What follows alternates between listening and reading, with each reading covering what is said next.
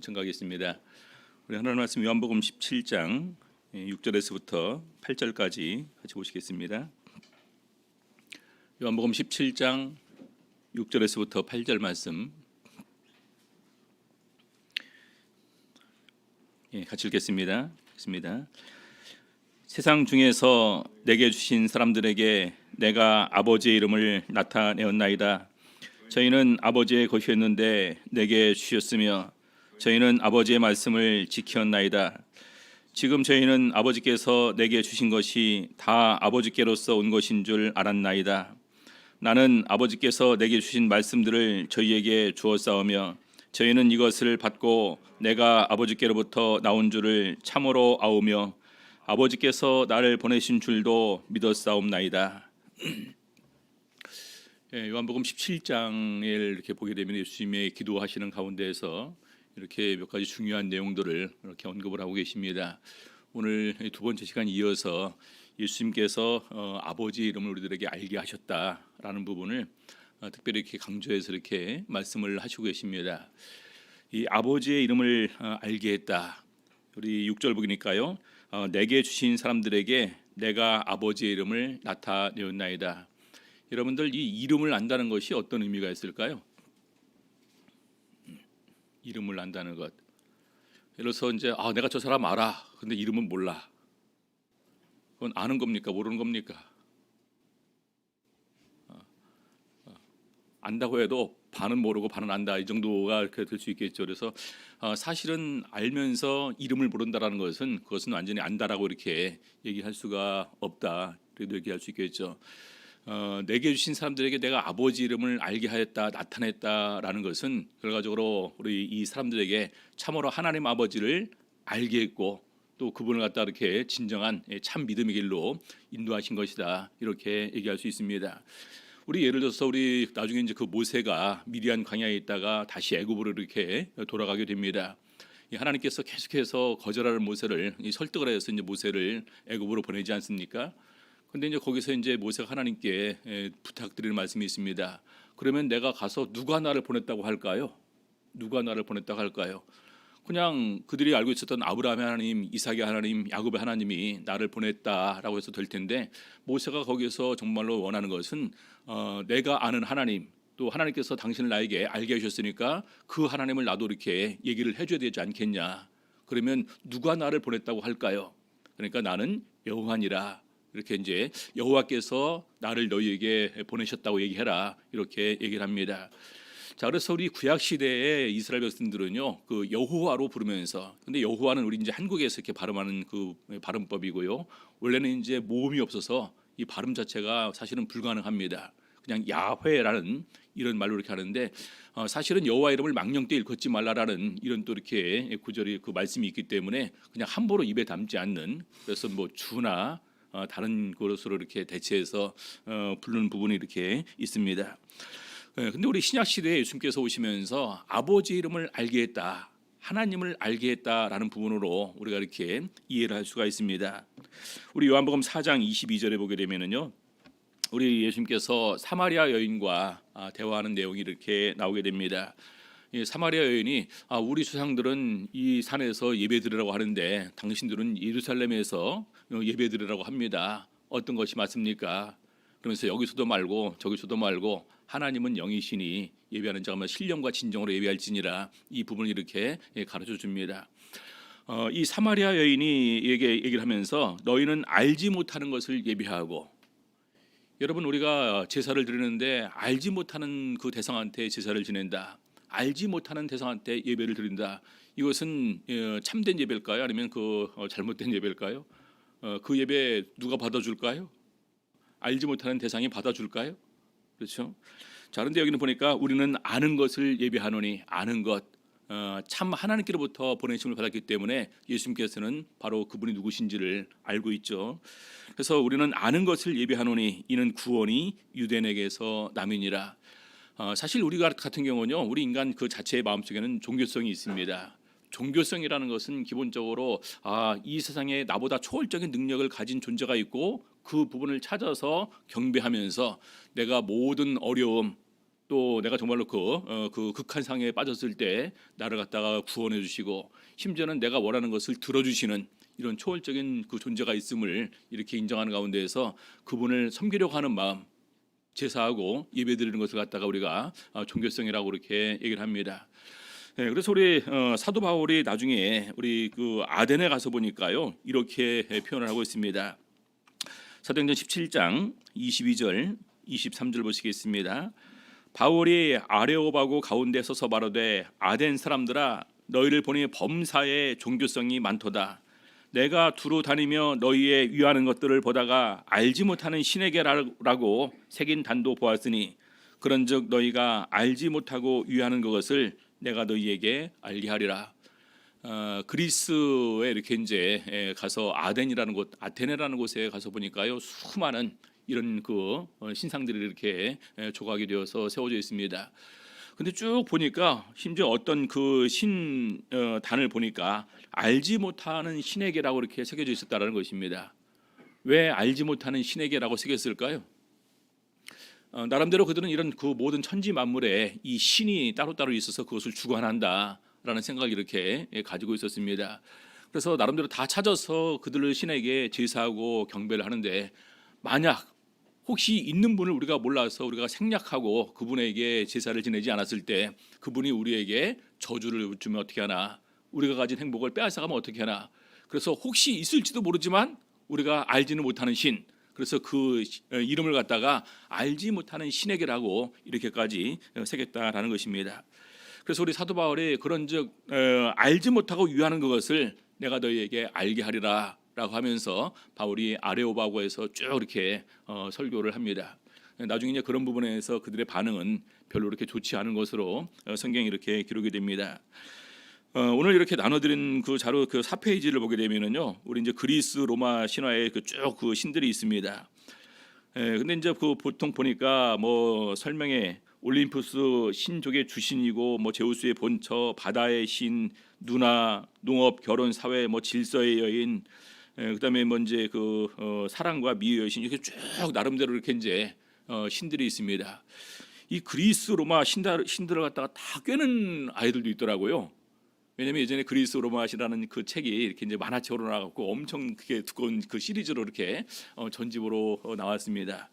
그래서 쭉 보니까 이렇게 이제 그 많이 있는데 이제 보니까 또 티탄 12신이랑 올림푸스 12신으로 구분이 되고, 원래는 이 가이아라는 그 여신이 존재했고 이 가이아라는 여신으로부터 이런 수많은 이런 신적인 존재가 나오게 되었고, 나중에 이들이 이제 그 티탄 12신이라고 하는데, 이 중에서 이제 크로노스와 레아 사이에서 제우스와 그 형제들이 태어나게 됩니다.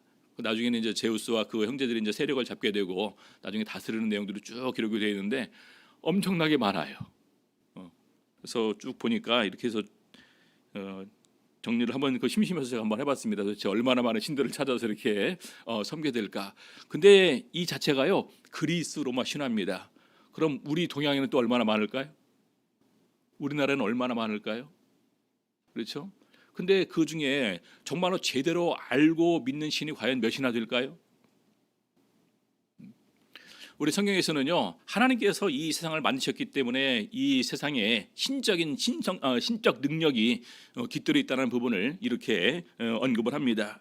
그래서 그런 가운데서 그 이 만드신 만물의 신성이 깃들어 있다는 것은 그 만물을 만드신 분은 얼마나 더욱더 신성이 충만하신 분이냐. 그래서 이 만물을 통해서 사실은 하나님을 발견하게 이렇게 한 것인데, 결과적으로 사람은 만물의 신성이 있다는 것은 발견했지만 그 뒤에 있는 하나님은 발견하지 못해서 오히려 우리가 어리석어져서 이런 수많은 신상들을 우리 스스로 새기고 그것에게 절하고 섬긴다, 이렇게 설명을 하고 있습니다. 우리 참고로 보시겠습니다. 로마서 1장 20절부터 보시겠습니다. 로마서 1장 20절. 로마서 1장 20절. 창세로부터 그의 보이지 아니하는 것들 곧 그의 영원하신 능력과 신성이 그 만드신 만물에 분명히 보여 알게 되나니 그러므로 저희가 핑계치 못할지니라. 어떤 사람들이 이렇게 주장할 수 있겠죠. 이 세상에 신이 없어. 나는 한 번도 본 적도 없고, 그리고 이렇게 우리가 본 적도 없는 신을 왜 우리가 찾아서 꼭 믿어야 돼? 그리고 내가 꼭 신을 믿어야만 돼라는 부분에서 하나님을 찾지 않는, 또 하나님을 믿으려고 하지 않는 이런 핑계와 변명을 댈 수가 있다라는 것입니다. 근데 그렇지 않다라는 거예요. 창세로부터 그의 영원하신 능력과 신성이 만드신 만물에 분명히 깃들어 있어서 그것으로 우리가 신이 없다라고 인정할 수가 없다라는 것입니다. 우리 각 나라에 이렇게 이제 그 방문을 하다 보게 되면은요, 굉장히 높은 산이 있습니다. 우리 사바에도 가게 되면은요, 우리 신산이라고 있는 그 산이 있는데 그 산은 거의 구름으로 이제 막 가려져 있습니다. 그리고 잠깐 이렇게 보여줬다가 또 구름이 스르르 가려져요. 그래서 굉장히 신선한 그 신성한 산이다. 그래서 이제 나름대로 거기를 갖다가 그 사람들이 명칭을 신산이다 이렇게 붙였습니다. 등산객도 굉장히 이렇게 많이 가고, 근데 마침 저희들이 이제 예전에 전주에서 방문할 때 싹 구름이 열리는 것을 저희들이 보고 그것도 다 사진 찍어놓고 또 구름이 싹 가려서 이렇게 닫혀지는 것까지 보고 왔습니다. 그래서 그분들은 나름대로 거기에 대한 경외심을 가지고 여기를 주관하는 신이 있다라고 이렇게 생각을 합니다. 예전에 대만에서 있다 보니까 그 마을에 어떤 한 마을에서 버스를 대절해서 다른 높은 산으로 가더라고요. 그래서 왜 가냐니까 저기 높은 산에 있는 산이 우리가 있는 동네에 있는 산보다 더욱더 신령한 것 같아서 그쪽으로 이렇게 섬기러 간다라는 것입니다. 그래서 보니까 어떤 사람들은 태양을 섬기고, 우리 태양은 참 우리가 본능적으로 굉장히 좋아하면서 막 태양을 향해서 빌기도 하고 그러지 않습니까? 그래서 새해가 되게 되면 많은 사람들이 이 해돋이를 보러 가면서 올 한 해의 소원을 태양한테 비는 사람들이 우리나라도 굉장히 많이 있습니다. 심지어 우리 교인들 가운데서도 목사님 태양을 보니까 정말로 장관이더라고요. 바다에서 떠오르는 그 태양의 모습이 너무나 아름다워서 저절로 경외심이 넘치고, 그래서 저도 빌었습니다. 그래서 태양을 향해서 빌었다라는 얘기만 안 하셨으면 참 좋았을 뻔했는데 그렇게 얘기를 하십니다. 우리 사도 바울은 이어서 이렇게 설명을 합니다. 로마서 1장 21절부터 23절. 하나님을 알되, 신성이 있다는 것은, 만드신 만물의 신성이 있다는 것은 이 만물을 만드신 분이 분명히 존재하실 것이고 그분은 더욱더 충만한 신성을 가지신 분이시다. 근데 온전히 알지 못하는 거죠. 그렇죠? 하나님을 알기는 알지만 온전히 알지 못하게 되니까 어떤 결과가 나오냐? 영화롭게도 아니하며 감사치도 아니하고 오히려 그 생각이 허망하여지며 미련한 마음이 어두워졌나니 스스로 지혜 있다 하나 우둔하게 되어 썩어지지 아니하는 하나님의 영광을 썩어질 사람과 금수와 버러지 형상의 우상으로 바꾸었느니라. 바로 우리 사람들이 그런 오류를 범했다라는 거예요. 여러분들 지금도 이렇게 우리가 산에 올라가다 보면은요, 산 입구에 그냥 저절로 보이는 것이 있는데 뭔지 아시죠? 산 입구, 산 등산하러 가면 입구에 그냥 눈에 띄는 게 있어요. 이렇게 해서 돌 무더기, 그리고 돌 하나씩 갖다 놓지 않습니까? 그리고 거기다 이렇게 하고 가요. 이 산에 신선이 있어서, 산신이 있어서 내가 산에 올라갔다가 내려오는 동안에 아무 탈도 없이 사고 없이 평안하게 갔다 올 수 있도록 해달라는 이러한 말입니다. 그렇죠? 그리고 높은 산에 이렇게 보다 보면요, 굉장히 큰 바위가 있고 큰 나무가 있습니다. 큰 바위랑 큰 나무 밑에 어김없이 이렇게 이 촛불을 켜놓고 제사 드리는 흔적이 있습니다. 신령한 기운이 이 산에 있다. 그래서 바로 그런 그 부분들을 이렇게 이제 보게 되는데, 더 나아가서 이제는 형상으로 만들었다라는 거예요. 형상으로. 그래서 썩어질 사람과 금수와 버러지 형상의 우상으로 바꾸었느니라. 여러분, 우리 그 출애굽 시대에 모세가 잠깐 산으로, 시내산 정상으로 가서 십계명을 받으러 그 사이에 아래에서는 뭘 했습니까? 아래에서는 금송아지를 만들어 놓고 이것이 너희를 애굽에서 인도해낸 너희 신이다 그랬습니다. 실제적으로 그렇게 놀라운 능력과 어떤 그런 그 하나님의 그 위대하신 이런 것을 체험하면서 구원을 받고 이런 홍해바다까지 건너서 왔음에도 불구하고 정말 그렇게 어리석은 짓을 하는 것이 우리 인간이라는 것입니다. 그래서 스스로 지혜롭다고 생각하면서 우준하게 되어서 이런 하나님의 영광을 우리가 모르는 가운데에서 그것을 갖다 이렇게 만든 오류를 얘기를 하고 있습니다. 자, 계속해서 24절, 25절 보겠습니다. 그러므로 하나님께서 저희를 마음의 정욕대로 더러움에 내어버려 두사 저희 몸을 서로 욕되게 하셨으니 이는 저희가 하나님의 진리를 거짓 것으로 바꾸어 피조물을 조물주보다 더 경배하고 섬김이라. 주는 곧 영원히 찬송할 이시로다.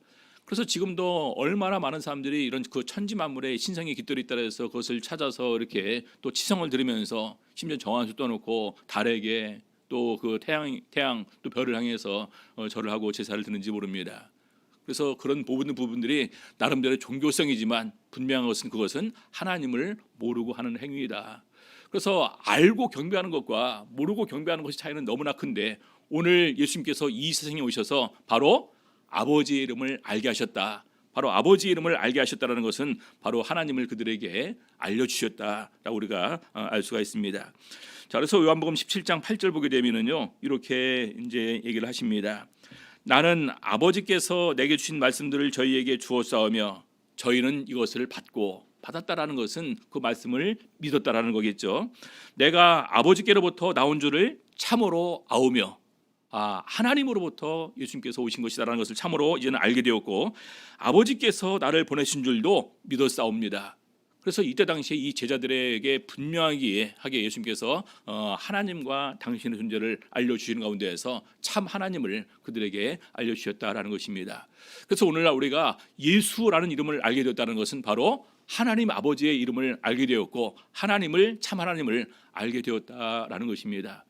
예전에 한때 우리가 그 이름에 구원이 있냐라는 부분에 우리가 이제 그 얘기가 참 많았었죠. 예수 이름에 구원이 있습니다. 왜냐하면 예수 이름은요 하나님 아버지 이름이기 때문에 그렇죠. 그 이름이라는 것은요 바로 그 사람을 의미하는 것입니다. 그렇죠. 허명조는 저예요. 그렇죠. 물론 이제 그 다른 사람도 제 이름을 쓰면 동명이인도 될 수 있겠지만 그 이름은 바로 그 존재를 말하는 거예요. 그래서 예수 이름에 구원이 있다. 근데 그것이 더 지나치게 돼서 교회 이름에 구원이 있다라고까지 하게 된다면 이것은 좀 위험한 얘기가 되겠죠. 그래서 우리가 분명히 알 것은 예수라는 이름을 알게 되었다는 것은 바로 그를 통해서 참 하나님을 알게 된 것이고 참 하나님의 이름을 우리가 알게 된 것이다. 그래서 알지 못하는 신에게라고 하는 어리석은 사람들도 있었었는데 오늘 우리는 그것을 알고 믿게 되었다는 것을 우리는 더욱더 기쁘고 감사하게 생각을 하셔야 될 것입니다. 자, 두 번째는요 아버지의 이름으로 저희를 보호하시길 위해서 기도를 해줍니다. 요한복음 17장 11절 12절 보시겠습니다. 나는 세상에 더 있지 아니하오나 저희는 세상에 있사옵고 나는 아버지께로 가옵나니 거룩하신 아버지여 내게 주신 아버지의 이름으로 저희를 보존하사 우리와 같이 저희도 하나가 되게 하옵소서. 그냥 내 이름으로라는 것이 아니라 여기서는 특별히 예수님께서 기도를 하시는 가운데서 내게 주신 아버지의 이름으로 저희를 보존하사 그 다음에 12절도 보니까요 내가 저희와 함께 있을 때에 내게 주신 아버지의 이름으로 저희를 보존하와 지켰나이다. 계속해서 예수님께서 기도할 때 말씀하시는 것은 내게 주신 아버지의 이름으로 저희를 보존하와 지켜주시옵소서. 내가 세상에 있을 때에도 내게 주신 아버지의 이름으로 저희를 지켜서 이렇게 보존을 했습니다. 이렇게 얘기를 합니다. 여러분 이 예수라는 이름이 곧 하나님의 이름이기 때문에 하나님께서는요 이 만물을 창조하시고 주관하시는 분이기 때문에 그분이 당연히 우리를 보호하시고 지켜주시는 것입니다. 다른 신이 우리를 갖다 보호하고 지켜주는 것이 아니라 유일하게 창조하시고 주관하시는 대주제만이 우리를 지켜주시고 보호할 수가 있는 것이다. 그래서 계속해서 내게 주신 아버지 이름으로 저희를 지켜달라고 이렇게 말씀을 하십니다.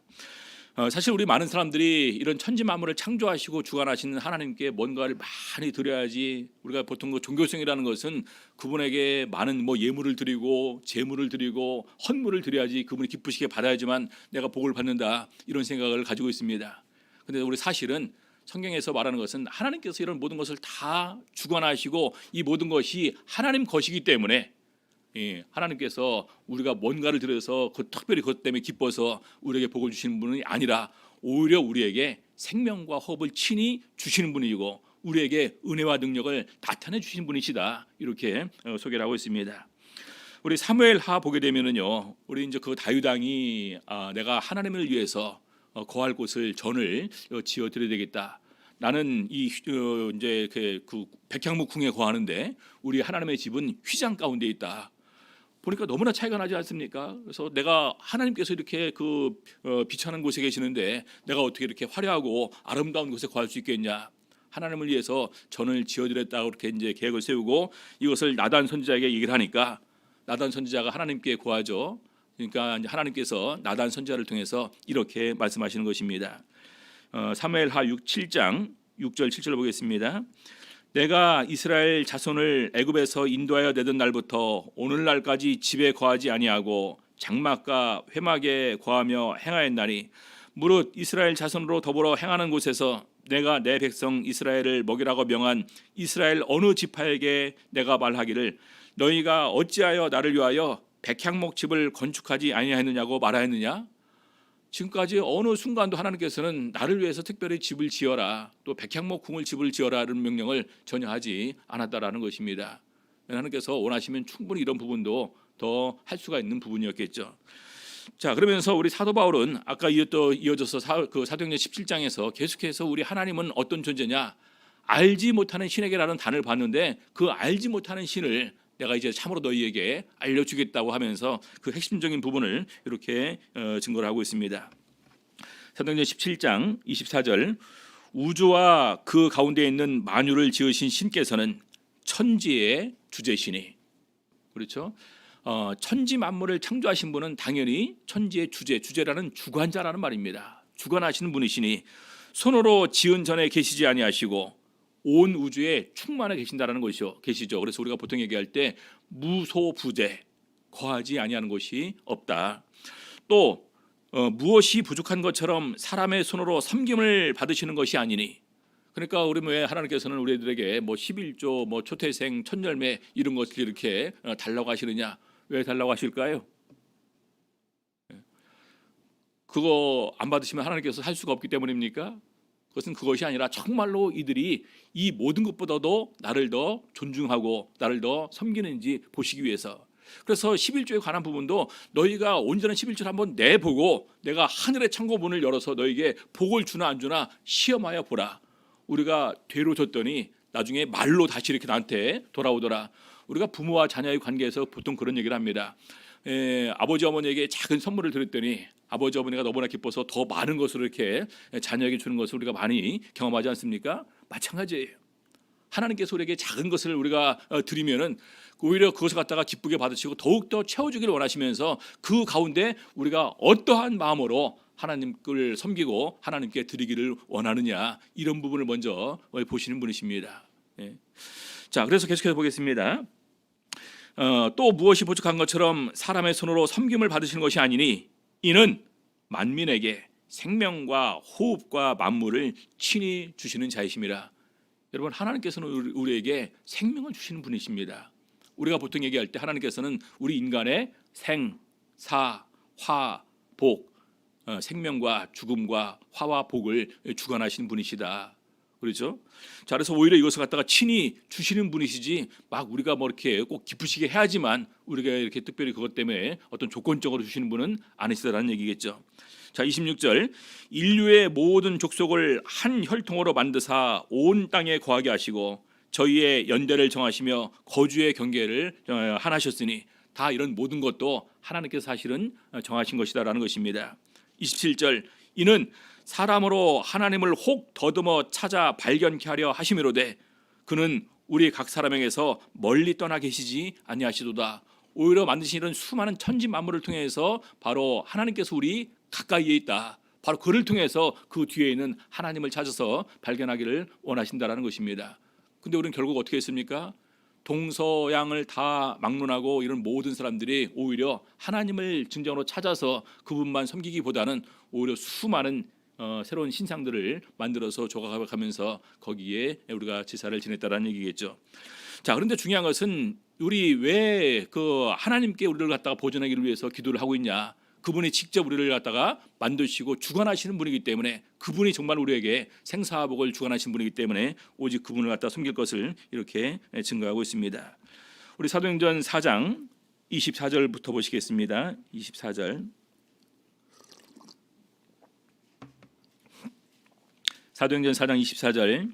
저희가 듣고 일심으로 하나님께 소리를 높여 가로되, 저희가 듣고 일심으로 하나님께 소리를 높여 가로되, 제자들이 핍박을 당하고 왔습니다. 어떤 핍박을 당하고 왔냐?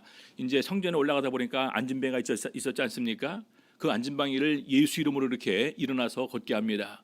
그러니까 누가 이거 했냐 해서 이제 제자들에게 서로 굉장히 뭐 핍박을 하고 그러는 가운데 예수 이름으로 전하는 것을 금하고 이제 매를 때리고 제자들을 이렇게 놓아주는 내용이 나옵니다. 그들이 돌아와서 이런 걸 갖다가 다 다른 사도들에게 이렇게 얘기를 하고 난 다음에 함께 모여서 기도하는 내용이 바로 이 내용입니다. 자, 그러면서 뭐라고 합니까? 대주제여, 대주제. 이 모든 것을 다 주관하시는 분이다라는 것입니다. 천지와 바다와 그 가운데 만유를 지은 이시여. 자, 29절부터 보겠습니다. 주여 이제도 저희의 위협함을 하감하옵시고 또 종들로 하여금 담대히 하나님의 말씀을 전하게 하여 주옵시며 손을 내밀어 병을 낫게 하옵시고 표적과 기사가 거룩한 종 예수의 이름으로 이루어지게 하옵소서 하더라. 여기 보니까 명칭이 나옵니다. 하나님도 나오고요, 주도 나오고 예수라는 이름도 나옵니다. 예수라는 이름. 자, 그래서 바로 이 부분이 제자들이 이렇게 기도했다는 것은 이제 제자들에게 명한 것은 예수 이름으로 구하라라고 했는데 우리 제자들은 바로 그 대상을 하나님으로, 대주제로, 또 주로 이렇게 표현하고 있습니다. 바로 그것은 예수 그리스도를 온전히 하나님으로 이제는 알고 그렇게 믿고 그 말씀에 순종하기 시작했다는 부분을 이렇게 표현하고 있는 것입니다. 자, 그래서 우리 예수님께서는 계속해서 기도 내용 중에 마지막 24절부터 이렇게 증거를 하십니다. 요한복음 17장 24절. 아버지여 내게 주신 자도 나에 있는 곳에 나와 함께 있어 아버지께서 창세전부터 나를 사랑하심으로 내게 주신 나의 영광을 저희로 보게 하시기를 원하옵나이다. 우리 요한복음 14장부터 내용 다 아시죠? 너희는 마음에 근심하지 말라. 하나님을 믿으니 또 나를 믿으라. 내가 가서 처소를 예비하고 다시 와서 너희를 영접하여 나 있는 곳에 너희를 있게 하리라. 우리가 진정으로 예수 그리스도의 참된 영광을 볼 때는 언제일까요? 그렇죠? 천국에서 진정으로 예수 그리스도의 참된 영광을 볼 수 있겠죠. 여기 기도 내용을 보니까 나 있는 곳에 나와 함께 있어. 내게 주신 자도 나 있는 곳에 나와 함께 있어. 아버지께서 창세전부터 나를 사랑하심으로 내게 주신 나의 영광을 저희로 보게 하시기를 원하옵나이다. 나중에 그들을 인도해서 어디에 있게 해달라고요? 나와 함께 있게 해달라는데 나중에 어디 계실까요?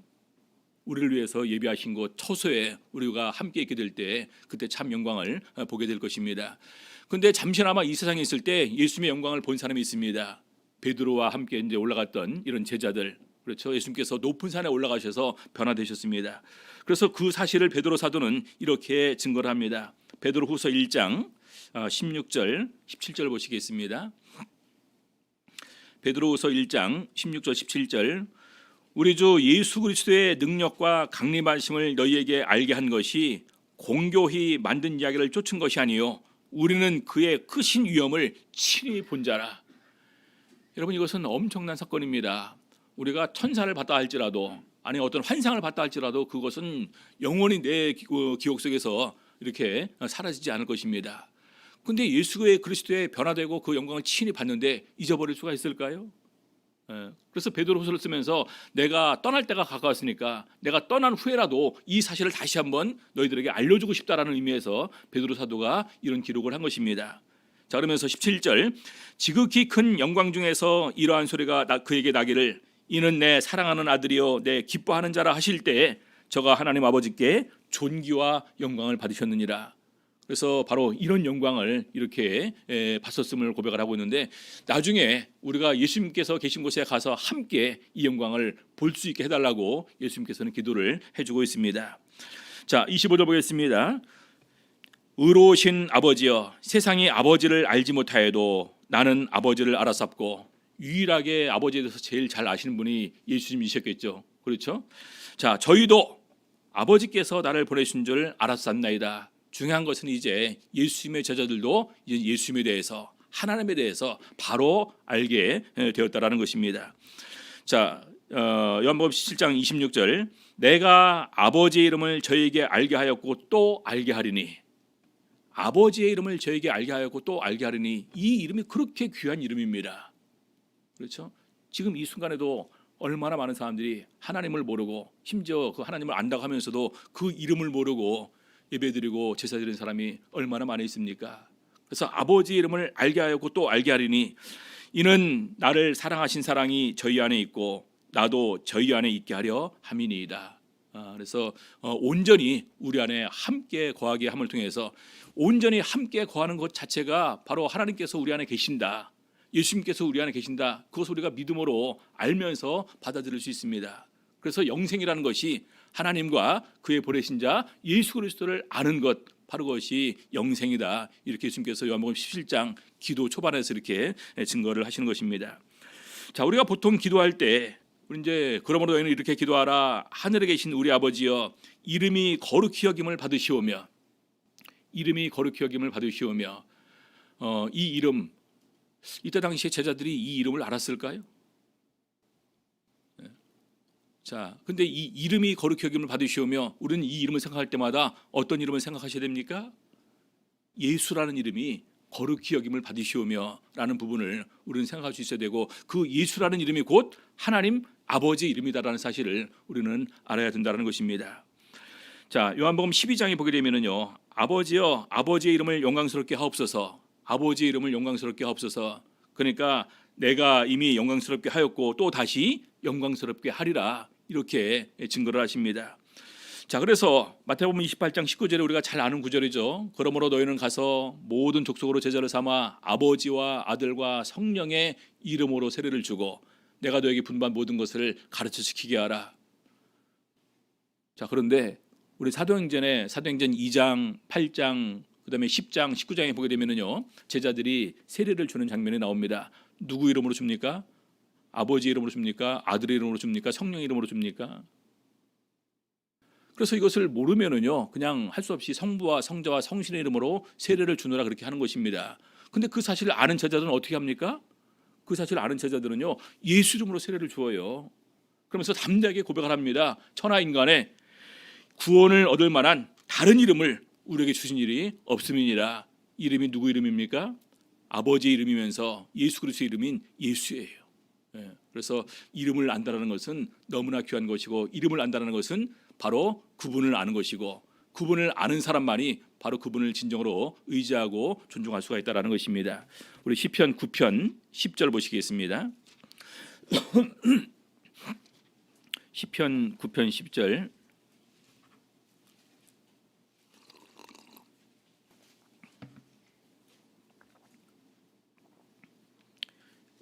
시편 9편 10절 같이 읽겠습니다.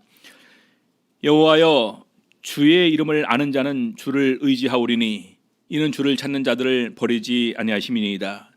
그러니까 주의 이름을 아는 자는 주를 의지한다. 여러분, 주의 이름을 아십니까? 그분 하나님을 온전히 의지하십니까? 그렇죠? 그래서 그 알고 믿는 것은 너무나 중요한 것임을 다시 오늘 우리 예수님의 기도 내용을 통해서 알 수가 있습니다. 사실 보니까 너무나 많은 분들이 아직도 참 몰라요. 그렇죠?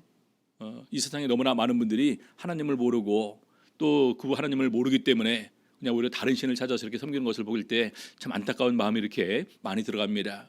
근데 저희는 안다고 하면서도 우리 로마서 있는 것처럼 하나님으로 영화롭기도 아니하고 감사치도 않으면서 오히려 우리 눈에 보이는 썩어질 이런 수많은 것들에 우리 마음이 가 있다면 이것은 너무나 안타까운 일이다, 이렇게 생각할 수 있을 것입니다. 그래서 오늘 이 시간을 통해서 다시 한번 우리 하나님의 이름에 합당한 영광과 찬송과 감사를 드리는 가운데 정말 진정으로 참 하나님을 섬길 수 있음에 더욱더 기뻐하고 감사할 수 있는 우리 성도님들 다 되시기를 우리 주 예수 이름으로